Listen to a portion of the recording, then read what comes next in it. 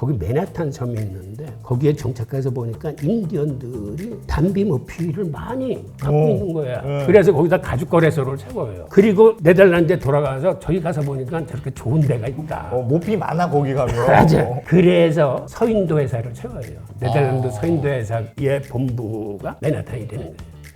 그리고 거기서부터 맨하탄을 개발하고 오늘날의 뉴욕을 만듭니다. 그럼 모피는요? 모피는 사실은 더 재밌는 게 모피는 솔직히 문명까지 바꾼 건 아닌 거 아닙니까? 문명을 바꿨어요. 모피도? 예. 오. 모피는 과거에 흑단비 모피 같은 거는 엄청 비싸서 입을 수 있는 계층이 딱 한정되었어요. 왕족이나 추기경이 까만 단비. 예. 그걸 못 입어. 그러다 보니까 일반 귀족들은 모피를 땐 모자라도 쓰자 해가지고 모피 모자가 굉장히 유행을 했어요. 그러니까 유럽에서 이게 큰 재산이 되는 거야. 그래서 유럽은 순식간에 모피 사냥이 끝납니다. 다 죽어가지고요? 다 사냥을 해서. 그러니까 유럽에서 모피가 멸종을 했으니까 그 다음에 어디로 나가겠습니까? 예전에는 시베리아 동토는 쳐다보지도 않았어. 거기 인간이 살 곳이 뭐지? 안 돼. 그런데 거기에 단비가 사는 거야.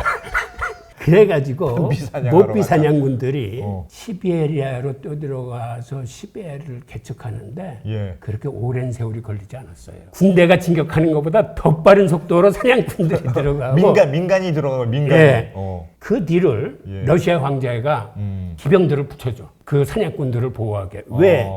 당시 모피 수입으로 러시아 재정의 11%가 거기서 나오는 거야. 모피 세금으로. 수출 산업이었구나. 러시아는. 그래서 시베리아도 사실 순식간에 개척이 됩니다. 그 넓은 땅이 60년인가에 다 개척이 돼버려서 단비가 없어진 거야. 그 시베리아에서도. 그래서 러시아 친구들이 가만 보니까 청나라 그리고 청나라 밑에 붙어있는 조선에 백두산맥 일대에 그 흑단비가 많거든. 그래서 흑룡강, 즉 아무르강을 타고 내려옵니다. 중국 청나라로 침입을 해. 모피 사냥을 하려고. 그래서 청나라 군들이 막아봤는데 싸울 때마다 지는 거야. 이유는 러시아 애들은 총이 있었어요. 청나라는 없었어요. 그래서 당시에 청나라가 총이 있는 나라한테 도움을 요청해요. 그 나라가 조선입니다. 조선이 먼저 총이 있었어요? 네. 청나라보다요? 조선은 북벌을 정복을 하기 위해서 이를 갈면서 일본의 조총을 개혁해가지고 정말 좋은 총을 갖고 있었어요. 그리고 실제로 2번에 걸쳐서 아무르강에서 우리 소수 조선 병력들이 러시아 함대를 다 격퇴시켜버려요. 총으로? 네, 총으로? 그게 우리 역사에서 이른바 나선정벌이에요. 그래서 나선정벌을 우리가 쉽게 생각하는데 그거 쉬운 역사 아니에요. 그리고 실제로 우리의 병사들의 능력과 총 기술이 러시아를 압도했어요. 그 정도로. 그래서 그들이 내려오다가 방향을 틀어. 러시아가. 그래서 베링해를 넘어서 알라스카로 넘어갑니다.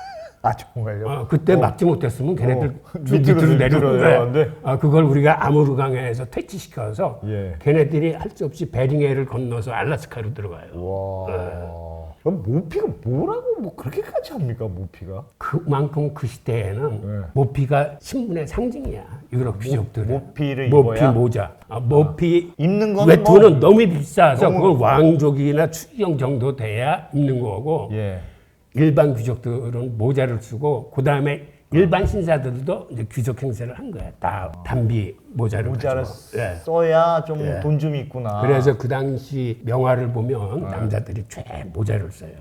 요즘 명품 가방 하나씩 메고 다니는 거하고 비슷한 거네요. 맞습니다. 일단 그거 하나 써야 되는 거네요. 근데 이 문제가 스페리에서 끝나지 않아. 결국은 아까 알라스카로 해서 내려갔다고 그랬잖아요. 그래서 러시아 사냥꾼하고 기병들이 신대륙 밑으로 이제 타고 내려갑니다. 그리고 당시에 저 동부에는 그 유럽 열강의 이민들이 와가지고 13개 중가를 이렇게 줄을 이제 처음에 세울 때인데 그들이 처음에 시작한 것도 네덜란드 동인도 회사가 사실은 북극 함로를 탐험하기 위해서 탐험선을 하나 보냈는데 그들이 이렇게 맨하튼 옆을 지나가다 보니까 이렇게 강이 있는데 예. 야 저거 쫓아가면 이거 혹시 북극 함로 나오는 거 아니야? 하고 거기 탐험을 시작합니다. 예. 그런데 올라가 보니까 아닌가비 하고 돌아 나오면서 보니까 거기 맨하탄 섬이 있는데 거기에 정착해서 보니까 인디언들이 이 단비 모피를 많이 갖고 있는 거야. 그래서 거기다 가죽 거래소를 세워요. 그리고 그 옆에 강의 이름을 그 탐험선 선장의 이름인 허드슨 선장을 따서 여기를 허드슨 강이라고 그래서 부르자. 허드슨 강이 된 네. 거예요?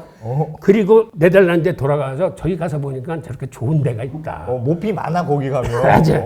그래서 별도로 동인도 회사는 동양하고 하는 거고 예. 서인도 회사를 세워요. 네덜란드 서인도 회사의 본부가 맨하탄이 되는 거예요.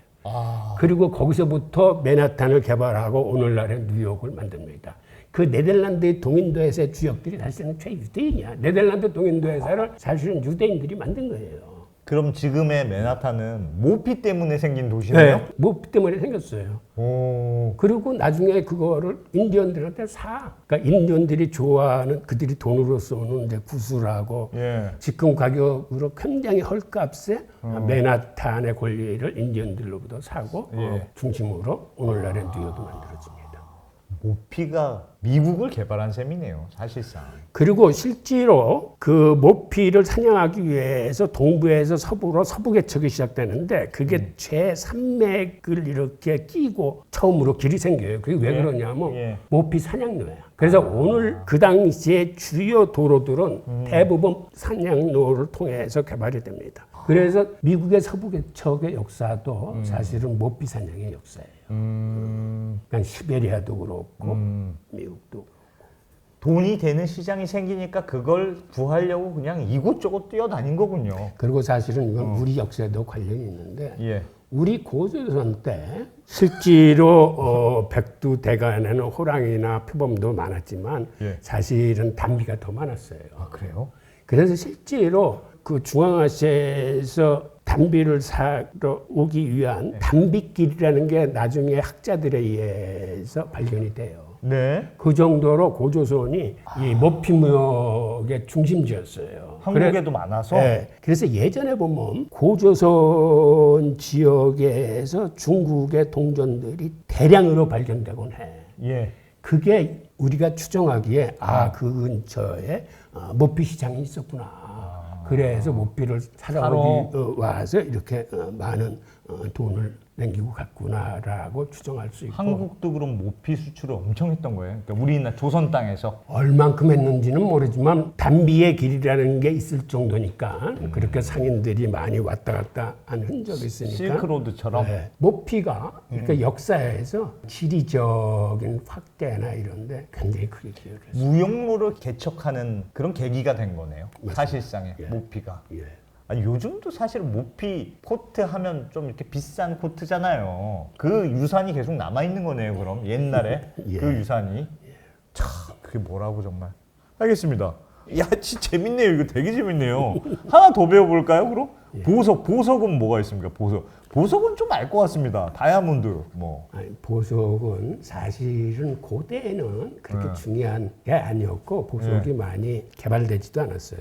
그런데 유대인들이 1492년에 스페인에서 추방을 당합니다. 그 당시 세계에서 가장 많은 유대인들이 모여 살던 나라가 스페인 왕국이에요. 스페인 왕국이 1492년에 세계사에서 중요한 세 가지 사건이 동시에 하나에 일어납니다. 그게 뭐냐면 레콩키스타라고 해가지고 800년 동안 이슬람 세력한테 유럽 기독교 왕국이 꽉 포위돼서 살면서 기가 죽어 살았는데 1492년에 스페인 왕국이 처음으로 유럽 대륙에서 무슬림들을 쫓아내요. 그게 레콩키스타인데 이게 유럽인의 자존심을 회복한 사건이기 때문에 유럽인들은 굉장히 중요하게 여깁니다. 그렇다면 사실은 우리가 중세 역사를 보면 이슬람이 변방에 있고 제대로 역사의 중심에 나타나지 않는데 그거는 유럽인들이 쓴 역사이기 때문에 그래요. 사실은 그 당시는 이슬람의 세상이었어요. 왜 그러냐면 모든 면에서 이슬람이 기독교 문명보다 훨씬 우월했습니다. 뭐가 우월했냐면 우선 군사적으로 이슬람은 화약이나 대포가 있었어요. 예. 그래서 정을 공격할 적에 대포를 쏴가지고 이렇게 아. 한 거예요. 두 번째로는 이슬람은 나침반이 있었어요. 그래서 기중해를 장악한 거예요. 당시 유럽 애들은 나침반이 없어요. 그래요. 네. 그러니까 이슬람이 문명, 모든 문명이네. 면에서 유럽을 압도했어요. 예. 그러던 거를 1492년에 스페인 왕국이 물리쳤으니까 이 사람들이 얼마나 그 애가 중요해요. 와.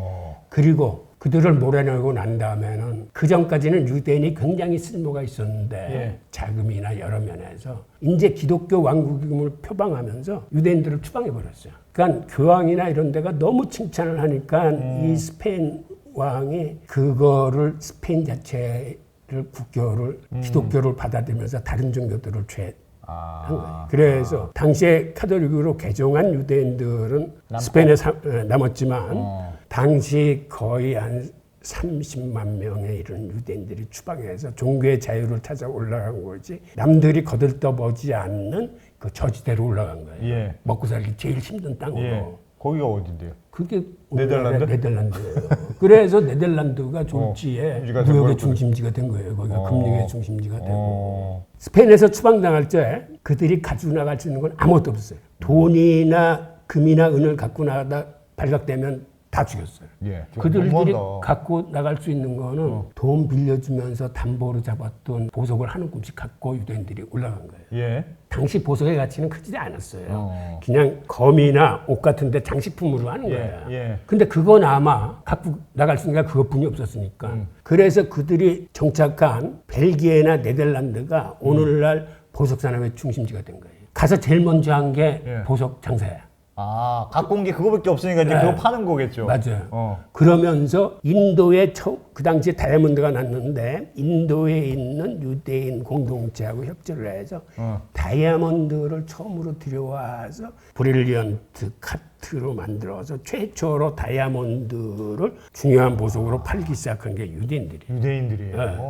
그래서 이제 보석 시장이 시작이 된 거예요. 예. 그리고 유대인들의 삶이 이제 그거로부터 이제 뻗쳐나간 거고 또 하나는 그 이후에 남아공에서 다이아가 발견이 돼. 큰 덩이들이. 예. 그래서 나중에는 네덜란드에서 군대를 보내서 남아공을 점령하고 거기서 보석을 채굴해서 유통시키는 유대인들을 보호하게 됩니다. 이게 사실은 제국주의의 처음인 시작이야. 그래서 그때 종군 기자로 나갔던 홉스가 그걸 보면서 책을 써요.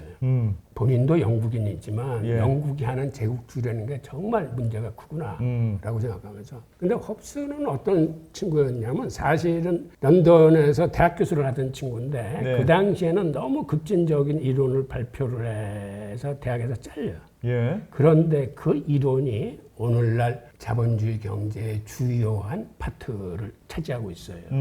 그 대학에서는 급진적인 자본주의 이론을 선보여서 잘리고 결국 먹거리를 위해서 신문기자가 되고 보아전쟁의 특파원으로 파견이 됩니다. 예. 그리고 그때는 제국주의의 실상을 보면서 이 사람이 제국주의에 대한 책을 쓰기 시작해요. 예. 그래서 결국 그 제국주의 이론이 나중에 점점 후학들에 의해서 발전되면서 러시아의 공산주의 이론의 토대가 됩니다. 그래서 홉스는 대학 교수 시절에 쓴 거는 자본주의의 이론이 되고 특파원 시절에 쓴 책은 제국주의의 이론이 되면서 여기서는 공산주의가 탄생하고 이쪽 이론에서는 이제 자본주의가 탄생한 그런 결과를 가져왔죠. 그게 사실은 보석으로 때문에? 인해서 그러한 이론이 탄생한 거예요. 이런 식으로 물질이 인류의 역사를 그렇게 하나하나 바꿔왔다. 이 책을 그래도 나는 뭐 요거 봤으니까 그래도 어디 가서 아는 척하고 싶어 했을 때 요 한 문장은 그래도 기억하고 있으면 좋아. 뭐 하고 할 만한 문장이 있을까요? 예, 이 책의 처음을 딱 열면 가장 처음에 나오는 문장이 예. 소금 한 줌에서 석유 한 방울까지 인류는 물질을 따라 움직였다. 이게 사실은 이 책의 이 책의 에브리싱을 상징하는 문장이네요. 야, 재밌네요. 소금 우리가 진짜 별거 아닌 것 같은데도 그렇게 많은 역사가 있었네. 생각해보면 하나하나 물질마다 그런 역사들이 다 있을 것 같아요. 그죠? 맞습니다. 자, 오늘은 여기까지만 하고 더 궁금하신 분들은 이 책 모래 얘기는 더 재밌어요. 모래. 그거는 아껴주시면. 자, 물질이 일상에서 이렇게 문명을 바꿀 줄이야. 아주 재밌는 책이니까 여러분들도 한 번씩 보시기 바랍니다. 자, 홍 교수님 오늘 고맙습니다. 재밌었습니다. 예, 감사합니다.